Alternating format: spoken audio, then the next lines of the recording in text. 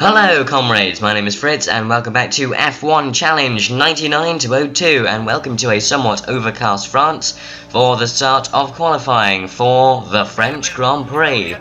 This 2.7 mile circuit Nevers de Magny Cours is a fantastic, fast, flowing racing car circuit and it's suffered a 10-year absence from the Formula 1 calendar, but on the date of recording, the 27th of March, the day after the 2017 Australian Grand Prix, on that particular broadcast I found out that after a 10-year absence, this particular circuit will be returning to the Formula 1 calendar. It's one of my favourite F1 circuits of all time and I am incredibly glad to see it back on an F1 calendar. It did lose its position on the prestigious calendar due to infamous and very complex financial issues. So yes, very glad to see that back, and yeah, a few comments on the Grand Prix since, I'm recording this on the 27th of March after the opening race, the opening gambit of the 2017 Formula 1 season.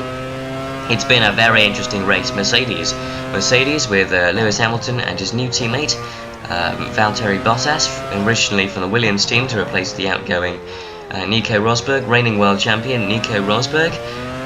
Mercedes not quite hot off the press as we were expecting. Not going to be such an easy ride as it's been for the last 2 years for the Silver Arrows division down in Brackley. Ferrari back on form after a very long time, since the Schumacher era actually, and to be honest, they haven't really been the same since Schumacher left, and indeed when that Ross-Brawn collaboration actually ended, which is a great shame. I would like to see the Tifosi get something to cheer about once in a while. Obviously I am a Lewis Hamilton fan, being English, however, that's not necessarily always the case. I do also like other drivers, including the infamous Iceman Kimi Räikkönen, and I do like Valtteri Bottas, Hamilton's new teammate. I didn't really like Nico Rosberg, probably because he's German. There might be some kind of lingering resentment from the war or something there, but I don't know. Anyway, that's that, and as we about to spin out of control, but we held it nicely on the verge of disaster as we clout into the edge of that guiding post there. That's not gone to plan. I did quite well in practice 4 as we come around to finish our first flying lap of qualifying. I sort of was running in the late 119s, early 20s, and that put me about 7th position on the table overall. This is going to take some getting used to. I haven't done any F1 commentating for a while, but I've taken about a fortnight off, so could be interesting in terms of how slick all of this commentary tends to go, but we seem to be doing okay. I've clocked a 123, but Johnny Herbert in the, I think it's the Stuart Ford of the BAR, I can't quite remember, we ran into him in Imola last time out, but he's clocked a 121, so clearly there is time to be found at some points on this circuit. We've got 12 laps to complete qualifying. I'd quite like to go into the 120s at the very least. If we can go faster, then that's obviously a bonus, but yeah, we're going to try and push as hard as we can. We're not going to run as wide as we did last time around this hairpin bend here. A series of very fast chicanes that link together the more technical sections of this track make for a very exciting challenge for car and driver. It's kind of ambiguous as to whether you want to brake for these. I quite like to just play it safe, because when I have tried to go full pallet around these chicanes, I did end up crashing quite heavily, which wouldn't be ideal, and we are playing with no restarts and kind of semi-realistic damage, so, well, by that I mean, if we do hit something fairly hard and damage our suspension, then I will quit qualifying and advance straight onto the race. We are of course running full damage simulations, so suspension can break, wheels can fly off, and wings and other components can also drop off as well. We have been fortunate not to have that many serious crashes throughout this season so far. It would be more exciting to see some interesting crashes as we progress through the season later on, but I'd rather like to get my head down and see if we can't improve on our championship position as yet. We're running about 4th or 5th in the championship right now, and the rest of the drivers are hot on our heels, so we do have quite a bit of work to do. I think I might need to up the brake pressure a bit. I've done a couple of setup changes, including adding more steering lock and changing some of the engine output modes. And so forth, we're a tenth up on our previous lap, getting the lightest dab on the brakes. That was a little bit smoother. And then braking hard, making sure this entrance is fairly smooth. And getting the exit okay. Hopefully we are still up on our split time. We're going to be brave into Chateau de l'Eau here, up into Adelaide Corner. We're going to keep it on the straight and narrow. Yes, we've actually shaved an entire second off our time. Fortune favours the brave indeed as we come round to finish this qualifying lap. Let's not throw it away, we've gained such a margin here. It'd be a shame if we Spanish across the curbs here, almost doing just as I said we shouldn't do. And across the line, 20.8. And that's enough for provisional pole, as we notice that I do only have 3 laps of fuel remaining. Give it the lightest touch on the brakes here. And find the apex, squeeze the throttle out onto the main straight now. Let's see what our split time is.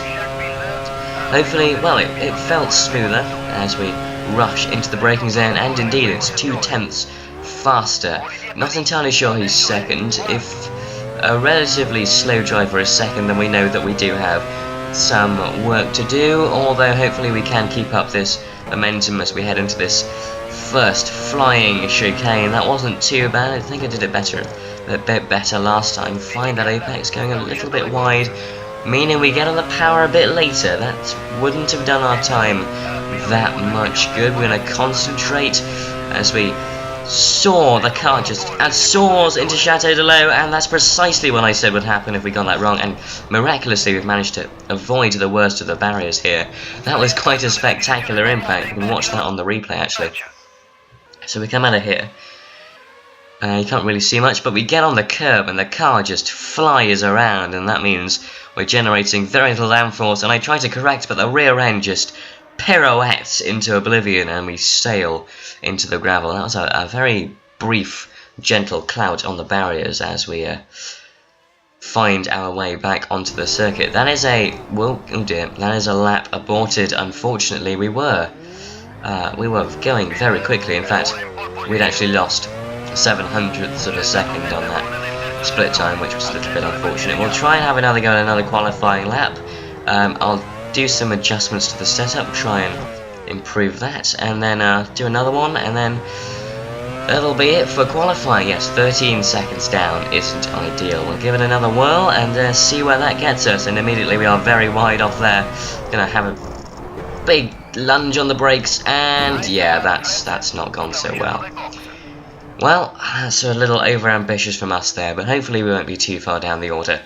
That's definitely knackered our suspension. Right, well, we did the best we could before we crashed, and yeah, I'll see you as we begin the French Grand Prix. Here we are now, ready to start the 1999 Magny Cours Grand Prix from the wonderful country of France. It's not that wonderful, actually. I've been there, it's not great. Been to Paris. Paris is just a giant turd with some icing on it, effectively and allegorically. Yes, we've qualified 7th in qualifying, obviously. I mean, yes, that's probably one of our best qualifying times of the entire season so far.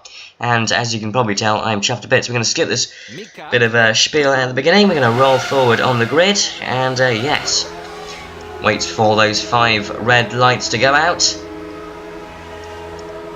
Lights out, away we go. That was a slightly long haul that I'm used to. We've lost 3 positions right off the bat, 4 positions. That's not gone so well, 5. And yeah, hopefully we can regain those. But yes, scything through the inside of the pack here. Everyone's got bucket loads of understeers. We try to find the rear end of Irvine's car. Irvine's car has gone very wide. He's probably run out onto the marbles. He's got a bucket load of oversteer and understeer at the same time through the corner, timing the braking to precision. There it is. There is our teammate Ralf Schumacher up into 6th place. That's a net gain of 1 place. That's 2 places. And Barrichello having a bad time off the end of that hairpin. Lost the late breakers into the chicane. Are we brave enough? Not quite, but we did still manage to get past. Everyone is knocking over those guideposts. That can't be too good, but Barrichello trying to find a way at the inside. His front wheel is alongside the rear end of our car, but we've kept him behind us. That was a very tense bit of racing on the opening lap of the Magny Cours Grand Prix. Taking it easy into this second chicane. We're not going to overexert ourselves. the Canadian Grand Prix, we were doing quite well, and then I threw it all away at the final corner. If you haven't watched that video already, it did get quite exciting.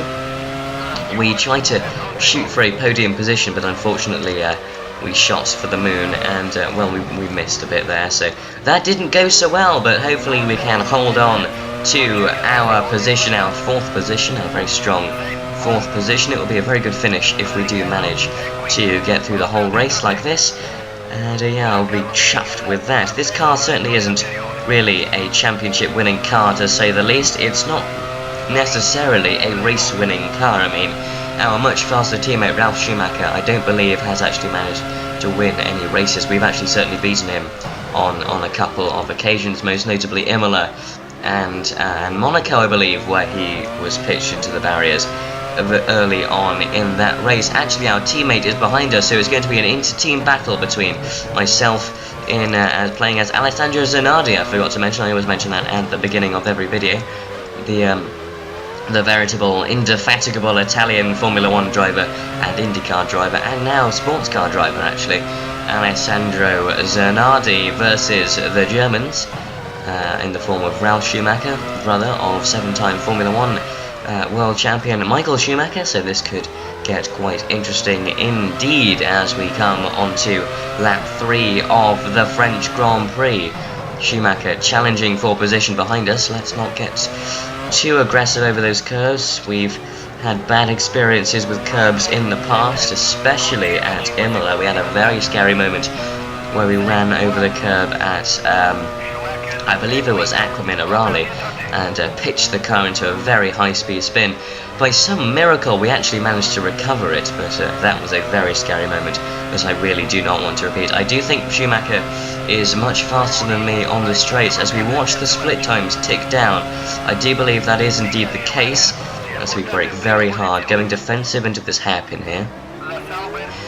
Schumacher 7/10 of a second behind. We are pulling out a very small gap. Coulthard 5 seconds ahead in the much faster McLaren racing car. You wouldn't get that sight these days. The McLaren-Honda partnership not really working out as well as it did in the 80s with Ayrton Senna and Alain Prost, of course. And it's very unfortunate. I would very much like to see the McLarens on the podium and winning races once again. McLaren haven't really done very well since Lewis Hamilton left the team, and indeed since Ron Dennis stopped having a major technical input. I'm not saying Hamilton was the be-all and end-all when it came to McLaren's race-winning success, but he was certainly a major contributing factor that really can't be overlooked in the kind of late 2000s era of Formula 1 racing.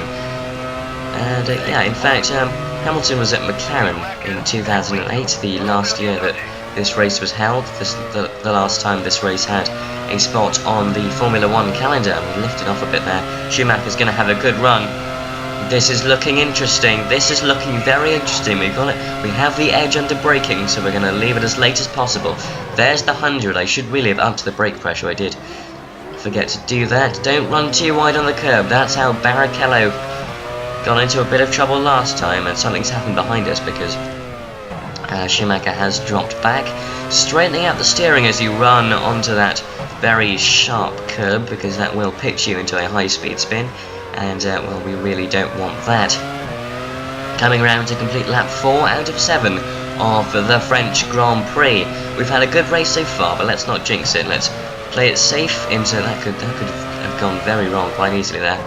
Glue the car to the apex. We've gone very wide. Schumacher might have a look. We've come across. We've gone defensive. Let's check him up at this final chicane. Time it perfectly. Go nice and steady into there. I said nice and steady. We almost rocketed the car over those curbs. That could have ended quite badly for everyone involved. Schumacher giving us the very briefest of nudges. A kind of complimentary hurry-up, if you will. That should tell us something. It should tell us that we really aren't going fast enough. This car is performing very well at this circuit. Very well indeed. I'm very impressed with this car. A far cry from Catalonia some weeks ago, as Schumacher's got a good run. We're going to move to the inside. He's going to find it a bit difficult to come through here at the chicane. Moving to the outside, last of the late breakers. Don't be hesitant, don't be hesitant. Push him wide. Push him wide. He's going to struggle for traction. We've got a better run. We're alongside our teammate. This is an inter-team battle. Find the braking zone into the chicane, and we held on to 4th position here. Can we make it into the top 5? Schumacher, very aggressive into that hairpin. I'm kind of worried as to whether we're going to keep him behind for the rest of this race. This is going to get very tense indeed. And find the apex. How brave is he going to be into there? Make sure we glue the car to the inside. He isn't going to find a way around the outside. That will be pretty much impossible, judging by the way the track falls away from you. Down here, we're going to play it safe into the chicane, making sure we cover all the inside lines. Hard on the brakes. Once again, Schumacher. That closing distance is mildly concerning. He has dropped back a bit. We got a better run out of the final corner. Running at high speed onto the penultimate lap of the French Grand Prix. Is Schumacher going to challenge for another dive? I don't think he will. We've got him under braking this time. We've gone a bit too slow on the entrance to that corner. Schumacher having a bit of a look, not so much as to cause us a huge amount of trouble. This could be interesting indeed. I braked a little bit late for that, but we've just about held on to the car. These corners are very fast and it's very easy to get them wrong. See? Sawing at the wheel. He had another look. He's getting quite brave now. We should really try and cover our inside a bit more defensively. Finding the limit up here to Chateau de l'Eau into Adelaide Corner, and we've gone very wide. I don't think there's enough space for him to fit through. We've covered him off nicely as we run down the hill once again into this final very tricky little chicane here to finish off the French Grand Prix. He's run right up our inside. We're going to cover the full width of the curb with our Williams car. We are once again going to make our Williams as wide as damn well possible as we start the final lap of the Grand Prix. Squeezing the throttle onto the front straight here. Can Barrichello, our teammates, actually dropped off the pace here? What's gone on there? Plagued by more reliability issues this season is our teammate, Ralf Schumacher.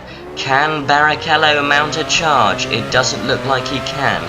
This could get interesting. Ralf Schumacher actually is a couple of cars behind us. Not entirely sure what happened. I think he might have spun off at some point.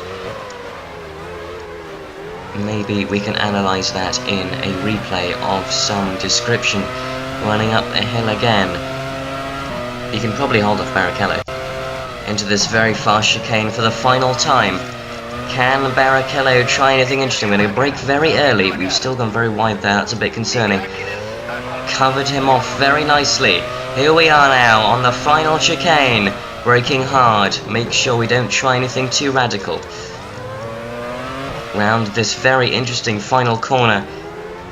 And there it is, the end of the French Grand Prix. That is a very solid 4th position. I am very pleased with that. And there is our victor, Michael Schumacher, with an average speed of a whopping 117 miles an hour in that glorious Ferrari Formula 1 car. I do hope you enjoyed this episode. Join me next time. But in the meantime, my name is Fritz, and I will, of course, see you on the other side.